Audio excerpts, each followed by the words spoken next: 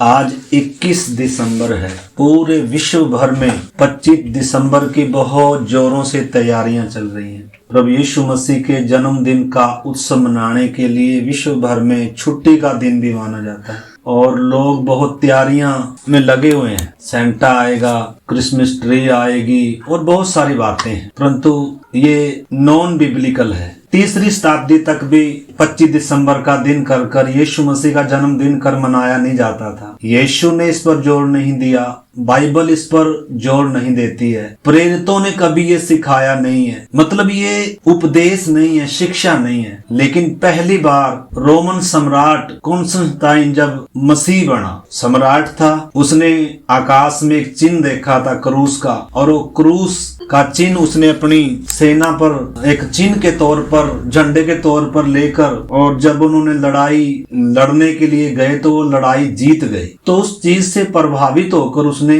क्या कर लिया, और भी कुछ कारण थे, उसने मतलब बिना उद्धार पाए चमत्कार देखकर और वो मसीह बन गया। सम्राट था और उसके राज्य में, रोमन राज्य में जो भी, आपको मालूम है ये 25 दिसंबर दिन यीशु का जन्मदिन नहीं है। बाइबल इस विषय में साइलेंट है, छुपा कर रखा। इसका मतलब जरूरत नहीं थी, इस करके परमेश्वर ने इसको छुपा कर रखा है, क्योंकि परमेश्वर को पहले से ही मालूम है इंसान क्या करेगा। इंसान किसी दिन को ढूंढता है इंजॉय करने के लिए, परंतु एक व्यक्ति के जीवन में सबसे बड़ा दिन जो होता है वो उद्धार का दिन है, वो पापों की क्षमा का दिन है, और वो यीशु मसीह के जन्मदिन मनाने से होता नहीं है, वो यीशु मसीह की मृत्यु के द्वारा होता है। इसलिए पौलुस कहता है, हम तो क्रूस पर चढ़ाए हुए मसीह का प्रचार करते हैं, जो यहूदियों के लिए ठोकर और अन्य जातियों के लिए मूर्खता है। तो इस करके हमने प्रार्थनाओं के साथ इन बातों को समझना है। खुशी का विषय है ये, हम ये नहीं कह रहे ये दुख का विषय है। प्रभु यीशु मसीह जब धरती पर आए,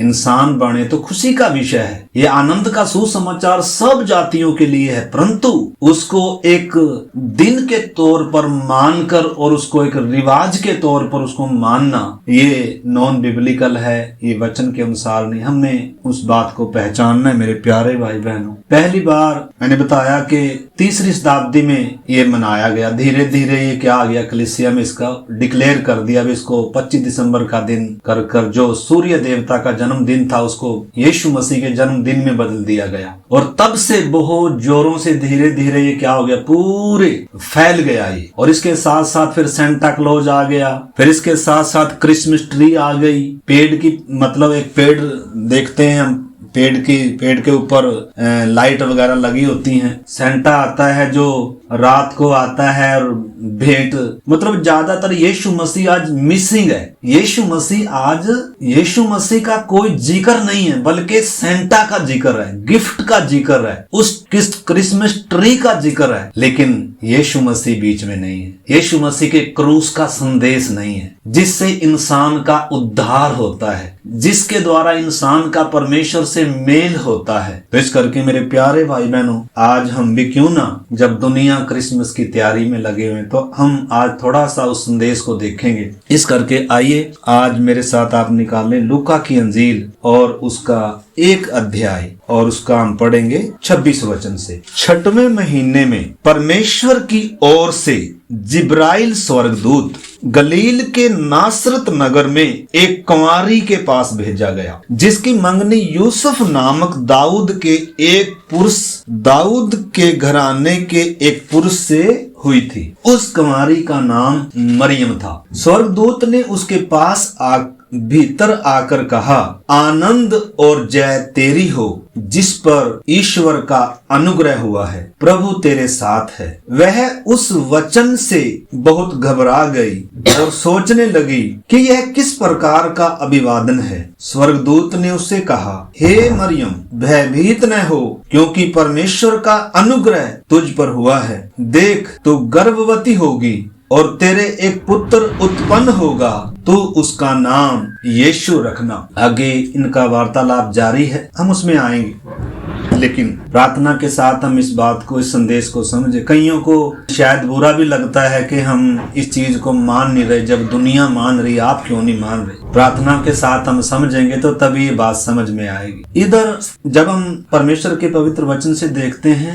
स्वर्ग से संदेश लेकर आ रहा है जिब्राइल स्वर्गदूत, मरियम के पास आ रहा है। मतलब ये सारा जो उद्धार का काम है ये इंसान की ओर से नहीं है, उद्धार मनुष्य के कर्मों से, मनुष्य की ओर से नहीं है, उद्धार सारा परमेश्वर की ओर से है, परमेश्वर का दान है। इस करके जिब्राइल स्वर्गदूत क्या कह रहा है? स्वर्गदूत ने उसे कहा, आनंद और जय तेरी हो जिस पर परमेश्वर का अनुग्रह हुआ है, प्रभु तेरे साथ है। मतलब ये आनंद का विषय है, ये एक जय का विषय है। वो बात अलग है कि मरियम भयभीत हो रही है। हम भी बहुत बार भयभीत होते हैं, डरे होते हैं, चिंतित होते हैं, जबकि इतना बड़ा विषय है ये परमेश्वर का उद्धार। आपको मालूम है परमेश्वर का वचन इफिसियों 2 का जब 8-9 पढ़ते हैं, उसमें लिखा है, मैं एक बार उसको पढ़ता हूँ, परमेश्वर का अनुग्रह कितना महान है, कितना आनंद का और जय का ये विषय है। उद्धार मतलब जिसके इंसान योग्य नहीं है, लायक नहीं है, हकदार नहीं है। उद्धार का मतलब पापों की क्षमा। इंसान इसका हकदार नहीं है, इंसान हकदार है सजा का, इंसान हकदार है मौत का, परमेश्वर का न्याय का हकदार है। क्यों? क्योंकि सबने पाप किया है और परमेश्वर की महिमा से रहित है। स्वभाव ही से इंसान परमेश्वर का बैरी है, क्रोध की संतान है, उद्धार का हकदार नहीं है। परमेश्वर इंसान से क्यों प्रेम करे जब इंसान परमेश्वर की आज्ञा तोड़कर उसके खिलाफ चलने वाला है। लेकिन हम परमेश्वर का अनुग्रह जब हम देखते हैं 8:2 का, क्योंकि विश्वास के द्वारा अनुग्रह ही से तुम्हारा उद्धार हुआ है और यह तुम्हारी ओर से नहीं वरन परमेश्वर का दान है और न कर्मों के कारण, ऐसा न हो कि कोई घमंड करे। मतलब ये इंसान की ओर से नहीं है, ये सारा काम परमेश्वर की ओर से है। पहली बात तो हमने इस चीज को समझना है। दान के तौर पर परमेश्वर हमें उद्धार अनुग्रह के द्वारा विश्वास करने वालों को देता है। अब आती है दूसरी बात, इसमें मुख्य जो बात हम देखते हैं, इसमें जब स्वर्गदूत ने उसको संदेश दिया, क्या कह रहा है कि तुझ पर ईश्वर का अनुग्रह हुआ है और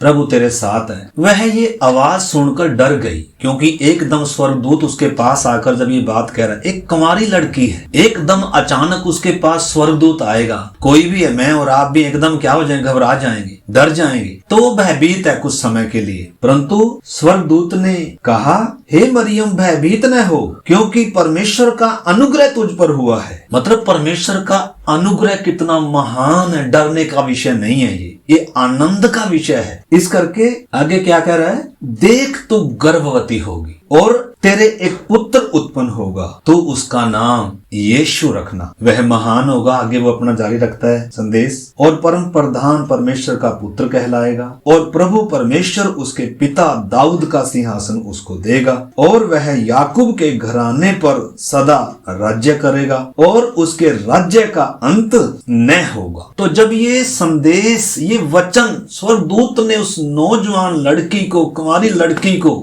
जब ये दिया और वो भयभीत है और उसको वो तसल्ली दे रहा है, और वो आगे से क्या कह रही है, मरियम ने स्वर्गदूत से कहा, यह कैसे होगा। आपको मालूम है एक बार अब्राहम के पास और सारा के पास स्वर्गदूत आकर उन्होंने कहा था कि बस अगले साल बसंत ऋतु में मैं फिर आऊंगा और सारा से तुझे क्या होगा, एक पुत्र उत्पन्न होगा। सारा ने क्या किया, हंसी, हम तो बूढ़े हैं, ये कैसे हो सकता है। अब्राहम भी 100 साल का हो गया और सारा भी 90 साल की हो गई और स्त्री धर्म भी बंद हो गया। मतलब जहां कोई उम्मीद नहीं, सारी उम्मीदें जहां खत्म हो जाती हैं, उम्मीद की जहां कोई किरण भी नहीं है, वहां परमेश्वर काम कर रहा है। इस करके यशाया अपने संदेश में 53 अध्याय में कह रहा है, जो सुसमाचार, जो संदेश हमें मिला है उस पर किसने विश्वास किया और यहोवा का भुजबल किस पर प्रकट हुआ। वह अंकुर की नाई उगा जो मरुभूमि में फूट निकले।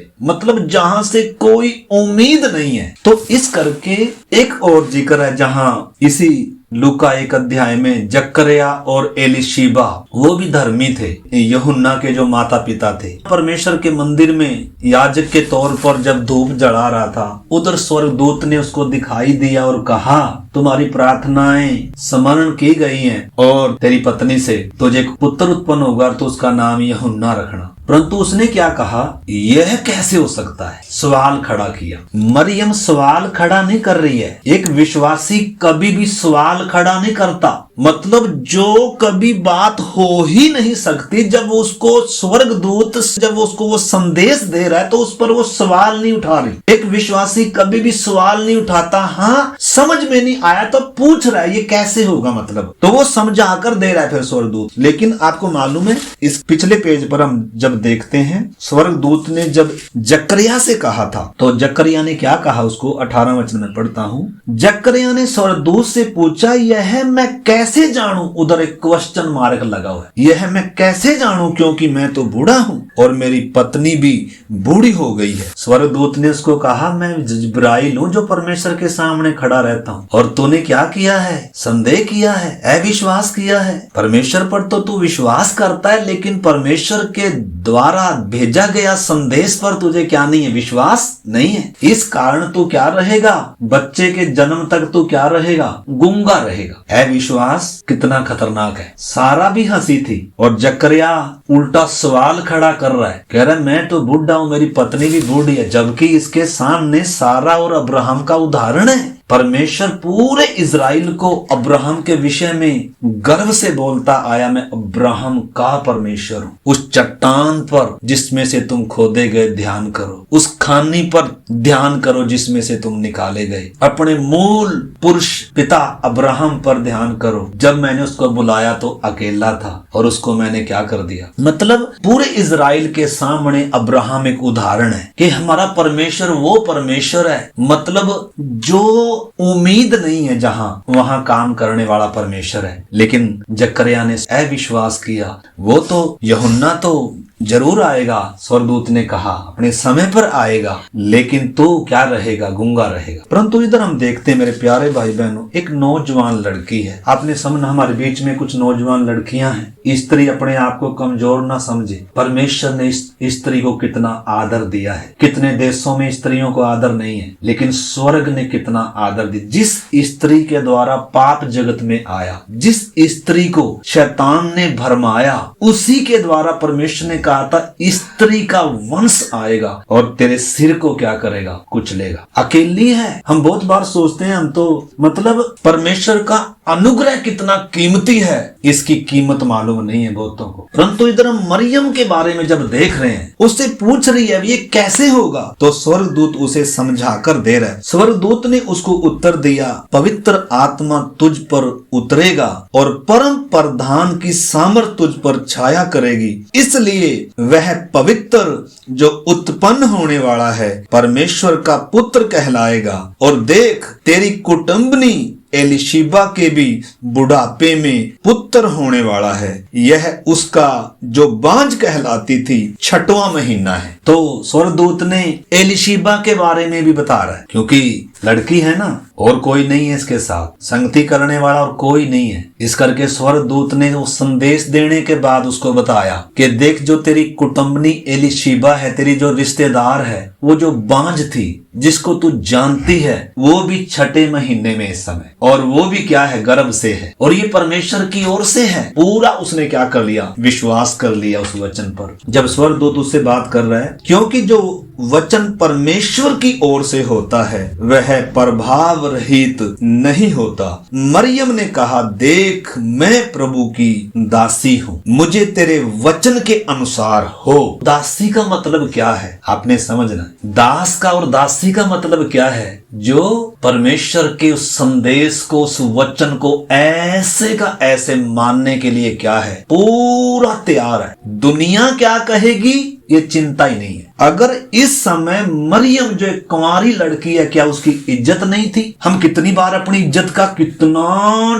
डर है हमें अपनी इज्जत का। लोग क्या कहेंगे, अरे पड़ोसी क्या कहेंगे, हमारी इज्जत का हमें कितना डर है। जिसने नंगा क्रूस पर लटक कर हम पापी अधर्मियों के लिए अपना खून का अंतिम कतरा भी दे दिया। मरियम के ऊपर तो अभी तक ये भी संदेश, ये भी भेद प्रकट होकर नहीं मिला। उसको तो बस इतना ही संदेश मिला है कि इजराइल का एक राजा जो उत्पन्न होगा, जिसका वायदा परमेश्वर ने अब्राहम को, दाऊद को दिया था कि तेरे वंश में सदा राजा उत्पन्न होंगे। उसको तो बस यही था कि इजराइल का एक राजा मेरे द्वारा आ रहा है। उसको मालूम नहीं था कि जगत का उद्धार करता आ रहा है। उसको मालूम नहीं था कि परमेश्वर सृष्टि करता स्वयं मेरे गर्भ में आ रहा है। उसको ये मालूम नहीं था, फिर भी उसके अंदर इतना समर्पण। लेकिन हमारे अंदर हमारी इज्जत कितनी ज्यादा है। मरियम की इज्जत नहीं थी। नौजवान लड़की है, हे मरियम, अगर तू ये बात बोल रही है कि मुझे इस वचन के अनुसार हो,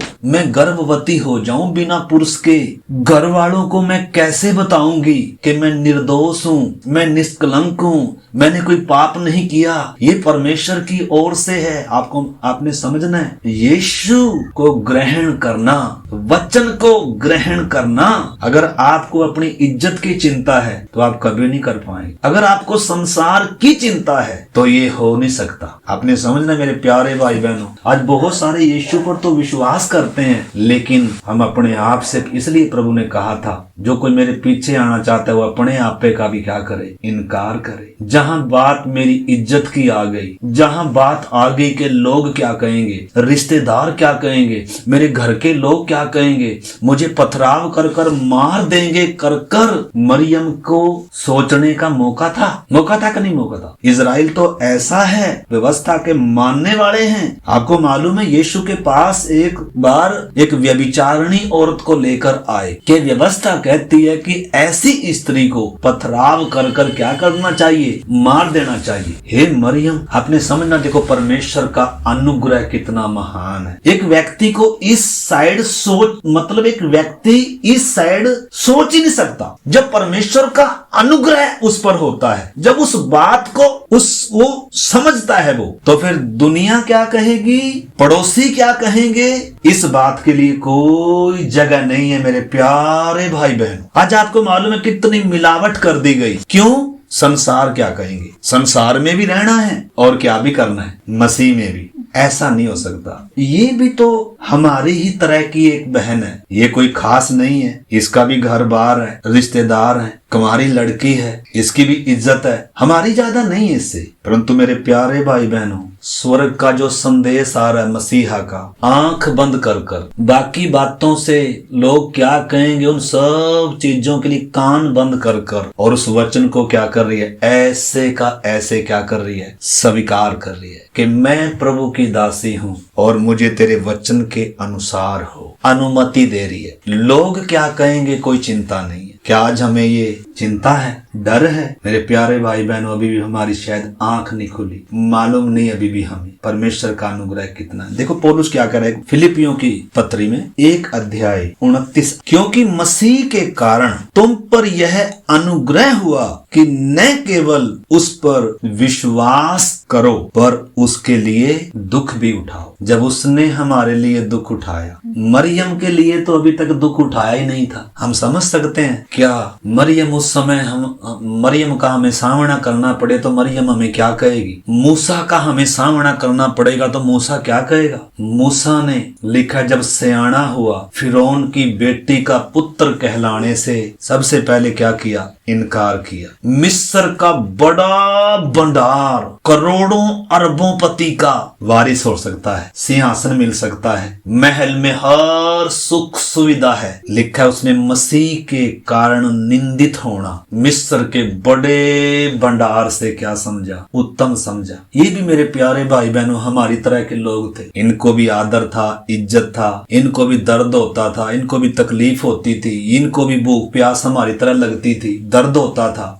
क्या हम कोई विशेष है या वो विशेष थे? अगर हमें इनका सामना करना पड़ेगा तो क्या इनका सामना कर पाएंगे हम? अब्राहम कैसे चला, अब्राहम ने कैसे अपने माँ बाप, अपने जन्मभूमि को छोड़ दिया, अपने पिता के घर उसको छोड़ दिया। कैसे छोड़ दिया? कैसे अब्राहम ने अपने प्रिय इकलौते पुत्र को बिना सवाल उठाए, बिना शक किए 3 दिन के मार्ग पर जाकर क्या कर दिया? अपने हाथ से वेदी बनाकर और उसको लिटाकर अपने हाथ से क्या कर रहे हैं? ये भी तो हमारी तरह के लोग थे। हमारा विश्वास कैसा है? इन विश्वास के योद्धाओं के सामने अगर हमें खड़ा होना पड़ेगा तो क्या लज्जित नहीं होना पड़ेगा? हमें क्या कहेंगे नहीं तुमने इतना कुछ देखने के बाद भी तुम्हारे अंदर विश्वास नहीं आया? हमने तो कुछ देखा ही नहीं था, हमने तो दूर से ही देखा। अब्राहम ने दूर से देखा, हमने तो पास से देखा। गलातियों की पत्री को लिखते समय पौलुस कहता है, हे निर्बुद्धि गलतियों, तुम्हारे सामने, तुम्हारी तो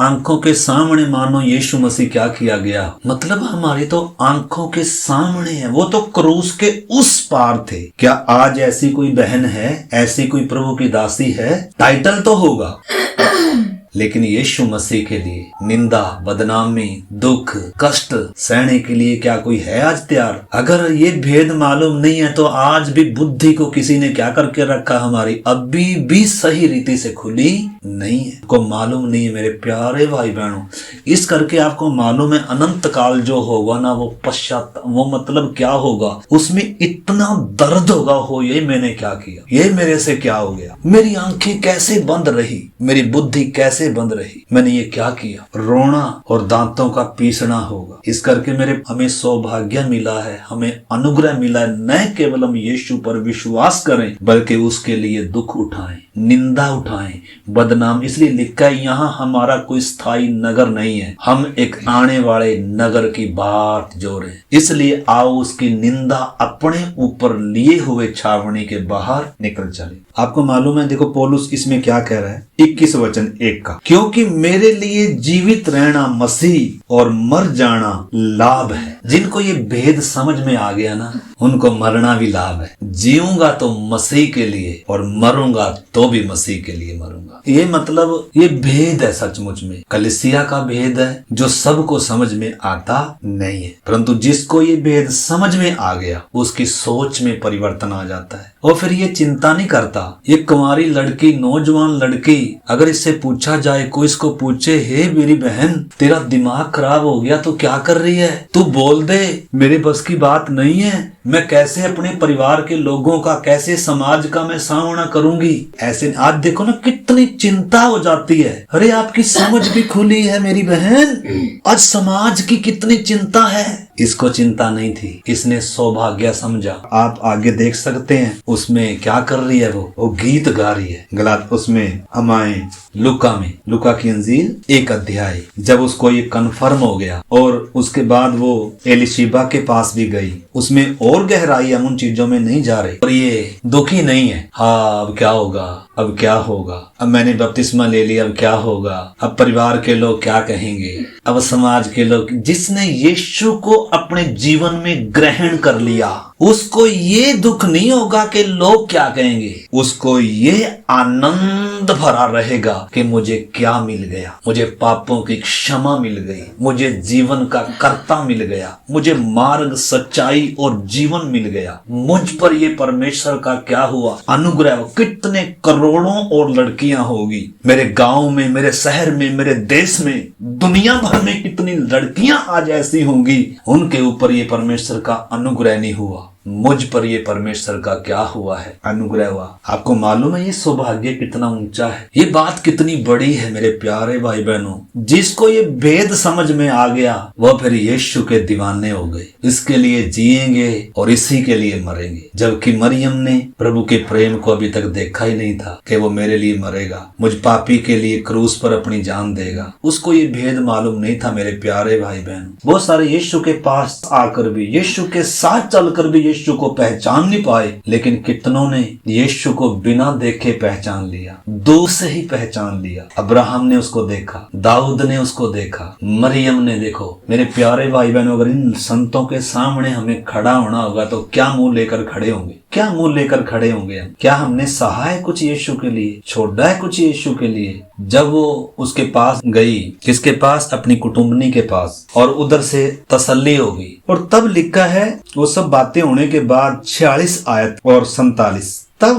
मरियम ने कहा, मेरा प्राण प्रभु की बड़ाई करता है और मेरी आत्मा मेरे उद्धारकर्ता परमेश्वर में आनंदित हुई। मतलब अब सारी जिम्मेदारी परमेश्वर ले रहा है। इसका मंगनी हो चुकी थी, मंगेतर था इसका, उसको पता चलेगा कि ये गर्भवती है और वो इसको त्याग देगा। इसको कोई चिंता, हमें कितनी चिंता है लोग त्याग ना दे, क्योंकि हमारा प्रभु से बढ़कर प्यार लोगों के साथ है। जो पाप में पैदा हुआ पापी इंसान है, जो हमारे लिए कभी मर नहीं सकता, जो हमें कभी अगर उसको चुनाव करने की बारी आई कि मुझे चुने या संसार को चुने, तो कभी मुझे नहीं चुनेगा, संसार को चुनेगा, जो कोई भी हो। क्योंकि इंसान के प्रेम में स्वार्थ है, इंसान पाप के वश में है, स्वार्थी है ये प्रेम। लेकिन परमेश्वर ने जब मुझे निस्वार्थ प्रेम किया, जब कितनी लड़कियां मैं और आप सोच सकते हैं, इस समय आपके गांव में कितने और भी लोग होंगे, आपसे अच्छे लोग होंगे, पढ़े लिखे लोग होंगे, धनवान लोग होंगे,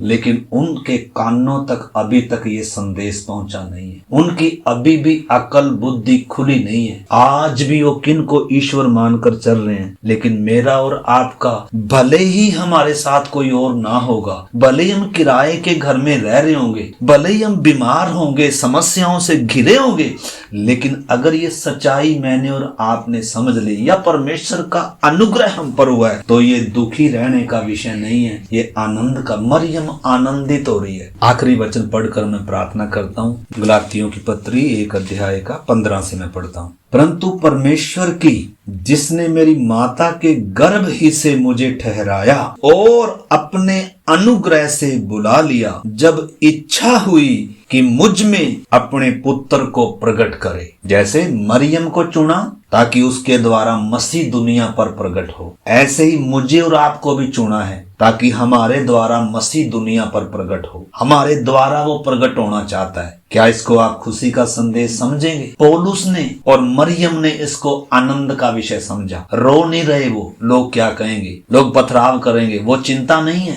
परमेश्वर संभालने वाला है। अगर मैं और आप उसका मंदिर बनेंगे तो इस मंदिर की सारी जिम्मेदारी, इसके सिर के बाल की भी जिम्मेदारी उसकी है। वो अपने मंदिर की रक्षा करता है, वो अपने मंदिर को शुद्ध करता है, वो सक्षम है। पहरेदारों की जरूरत नहीं है, बॉडी गार्डों की जरूरत नहीं है। इस करके मेरे प्यारे भाई बहनों ने समझना है। इधर पौलुस क्या करा, जब मुझ पर यह सौभाग्य हुआ, जब परमेश्वर की इच्छा हुई कि मुझ में वो अपने पुत्र को प्रकट करे, तो मैंने क्या किया? डर गया। 16 आयत में फिर से पढ़, जब इच्छा हुई कि मुझ में अपने पुत्र को प्रकट करे कि मैं अन्य जातियों में उसका सुसमाचार सुनाऊं, तो मैंने मांस और लहू से सलाह नहीं ली। मतलब हम क्या करते हैं? सलाह लेते हैं। बपतिस्मा लें कि ना लें, संगति में जाएं कि ना जाएं, पूछताछ करते हैं। हमारा कंट्रोल कितनों के पास है? वो हमें अनुमति देंगे तब हम क्या करेंगे? कुछ करेंगे। हमारा कंट्रोल हमारे सृजनहार के हाथ में नहीं है। इधर पौलुस भी क्या कर रहा है, जब परमेश्वर की इच्छा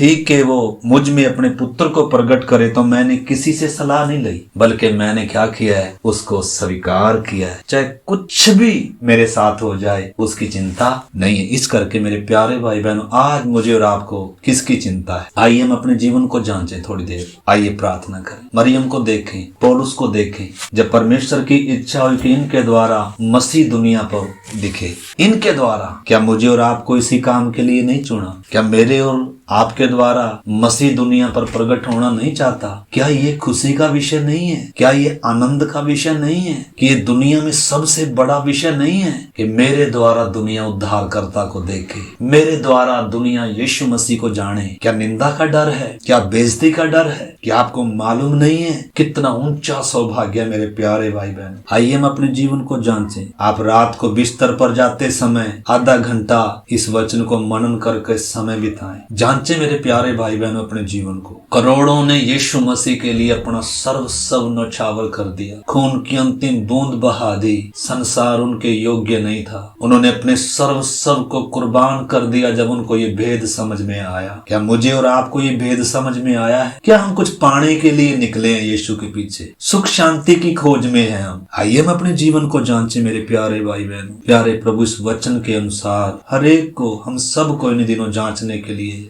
मदद कर। प्रभु जब आपने पापी गुनहगारों के लिए मुंह पर थुकवाया, कोड़े खाए प्रभु जी, प्रभु इतनी निंदा सही, त्यागे गए, हम गुनहगारों की सजा थी वो। प्रभु धन्यवाद करते हैं प्रभु, आपने हमें इस संसार में से चुना ताकि हम आपके लिए फल लाएं, ताकि हमारे द्वारा दुनिया आपको जाने। प्रभु जी कभी हम डरे ना खुदा, बल्कि इसको सौभाग्य समझकर आनंद के साथ इस वचन को प्रभु आपको ग्रहण करने वाले बने। जिन्होंने अभी तक इस बात को नहीं पहचाना, हम सबको इस बात को, इस भेद को पहचानने में मदद करना आपके हाथ में सौंपते हैं। धन्यवाद करते हैं, आपने हमारी प्रार्थना को सुना। सारा आदर महिमा आपको देते हैं। प्रार्थना को यीशु मसीह के नाम से मांगते हैं।